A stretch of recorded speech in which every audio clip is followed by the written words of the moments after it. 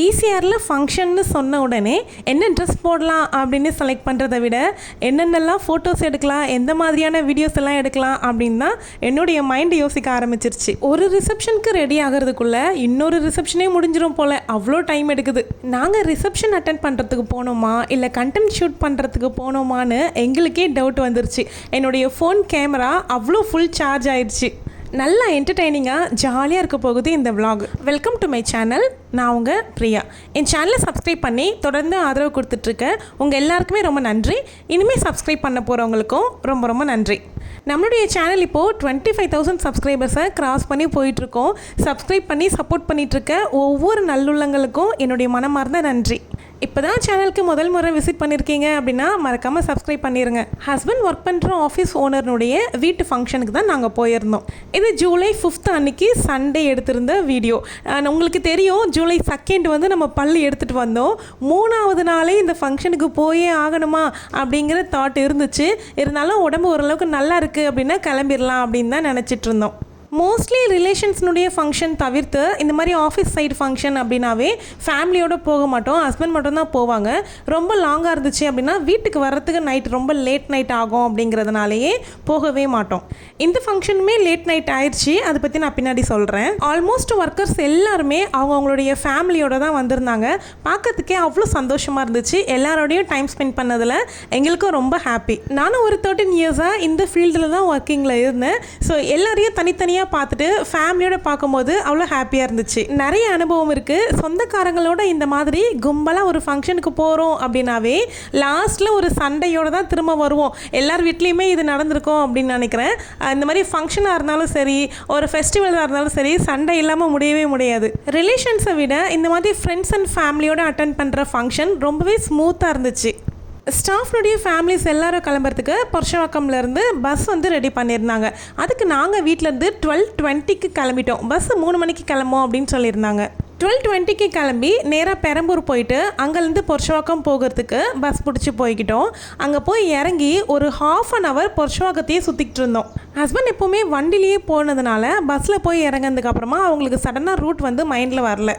அது ஆல்ரெடி எனக்குமே தெரிஞ்ச ரூட்டு தான். இந்த பக்கம் தான் போகணும் அப்படின்னு நான் சொல்ல, இல்லை இப்படி போகணும் அப்படின்னு அவங்க சொல்ல, புருஷவாக்கமே ஒரு ரவுண்ட் அடிச்சிட்டு இருந்தோம் 40 மினிட்ஸாக. ஃபைனலாக அவங்களுடைய பங்களாக்கு ரீச் ஆகிட்டு அங்கேருந்து பஸ்ஸில் ஏறி கிளம்பி வர வழியில் பஸ்ஸில் சாப்பிட்றதுக்கு ஸ்நாக்ஸ் எல்லாமே வாங்கி கொடுத்துருந்தாங்க.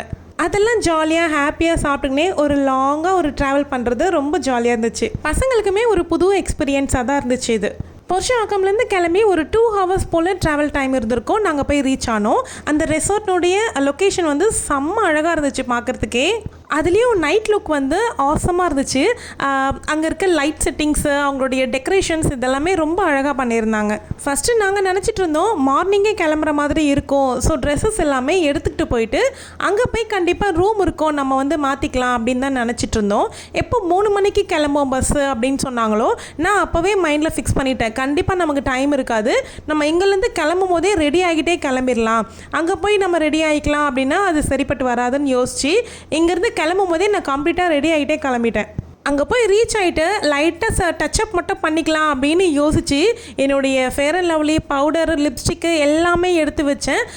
ஒரு நைட் தங்க வேண்டிய ஸ்டேஜ் வந்துச்சு அப்படின்னாலும் எக்ஸ்ட்ராவும் ஒரு செட்டு சுடிதாரும் எடுத்து வச்சுருந்தேன். நம்மளாலலாம் நைட்டு ஃபுல்லாக இந்த சாரியோடலாம் கண்டிப்பாக இருக்கவே முடியாது. ஆனால் என்ன நடந்துச்சு தெரியுமா? என்னுடைய அருமை மகன் மோனிஷ்குமார் இருக்கான் பார்த்தீங்களா, அவன் வந்து ட்ரெஸ்ஸு, மேக்கப் செட்ஸு, லிப்ஸ்டிக்கு இதெல்லாம் வேறு ஒரு பேக்கில் எடுத்து வச்சுட்டான். வாட்டர் கேனு, கொடை இதெல்லாம் வேறு ஒரு பேக்கு எடுத்துக்கிட்டது. ட்ரெஸ் வச்ச பேக்கை எடுத்துக்கல, வாட்டர் கேன் வச்சுக்கிட்ட பேக்கை மட்டும் எடுத்துக்கிட்டோம். போய் இறங்கிட்டு டச்சப் பண்ணலான்ட்டு பேக்கை திறந்து பார்த்தா எதுவுமே இல்லை. செம்ம காண்டாயிருச்சு. சரி ஓகே, நமக்கு விதிச்சது அவ்வளோதான் அப்படின்னு நினச்சிக்கிட்டு அப்படியே லைட்டாக ஹேர் மட்டும் சரி பண்ணிக்கிட்டேன். இந்த இடம்லாம் பாருங்கள், பார்க்குறதுக்கே அவ்வளோ சூப்பராக இருக்குது. ரெசார்ட்டுக்கு அப்படியே பேக் சைடில் பீச் இருந்துச்சு. அங்கே கொஞ்சம் நேரம் டைம் ஸ்பெண்ட் பண்ணிகிட்டு இருந்தோம். ஃபங்க்ஷனுக்கு அவங்க வளர்த்துட்ருக்க டாகு கூட கூட்டிகிட்டு வந்துட்டாங்க.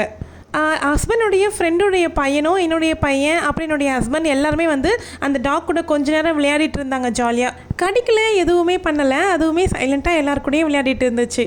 எனக்கெல்லாம் வந்து நம்ம வீட்டில் வளர்த்த டாக்கிட்டேயே நிறைய கடி வாங்கிய அனுபவம் இருக்குது. அதனால் நம்ம கிட்டேயே போகலை. லாஸ்ட்டாக கொஞ்சமாக லைட்டாக டச் பண்ணி மட்டும் பார்த்துக்கிட்டேன். இந்த பையன் கோகுல் இருக்கான் பார்த்தீங்களா, இவனுக்கு டாக்னா ரொம்ப பிடிக்கும் அப்படின்னு சொல்லிட்டு செல்ஃபிலாம் எடுத்துகிட்டு இருந்தான் டாக் கூட உட்காந்து.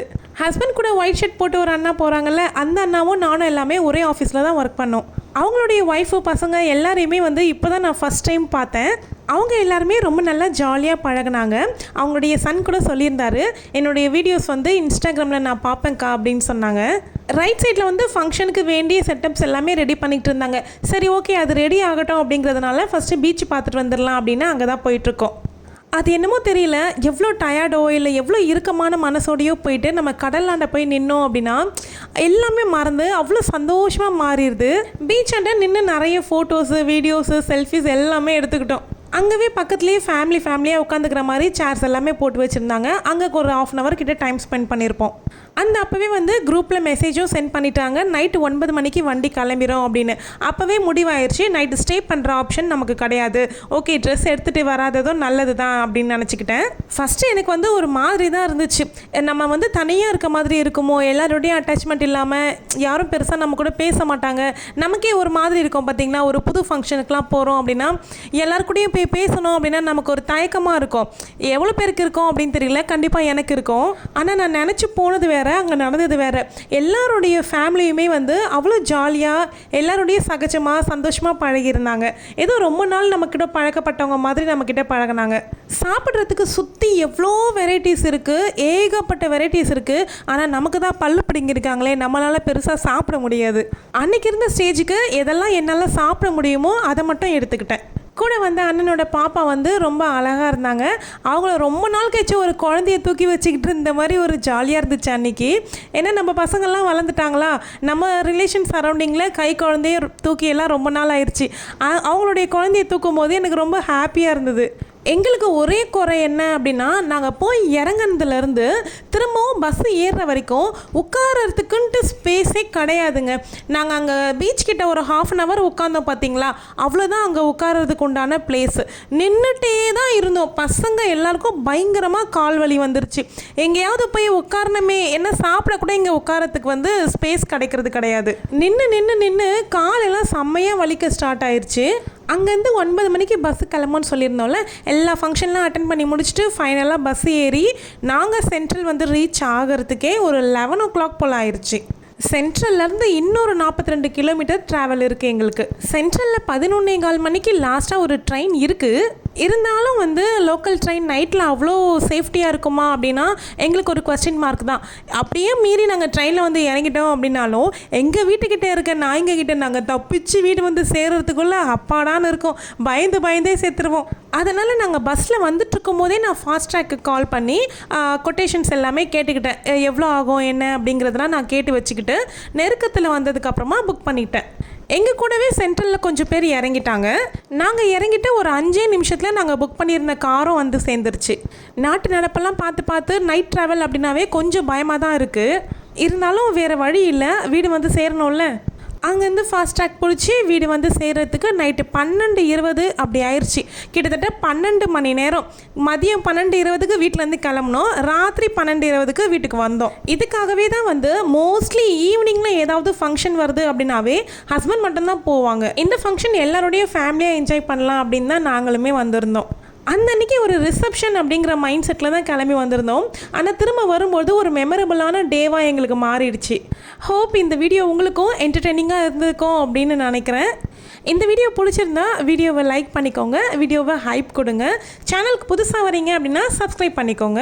அடுத்து நம்ம சேனலில் எந்த மாதிரியான கண்டென்ட் நீங்கள் எதிர்பார்க்குறீங்க அப்படிங்கிறத கமெண்ட் செக்ஷனில் சொல்லுங்கள். நெக்ஸ்ட்டு கண்டிப்பாக போஸ்ட் பண்ணலாம். சீக்கிரமாக நீங்கள் கேட்டிருந்த ஹோம் டூர் வீடியோவும் போஸ்ட் பண்ணுறேன்.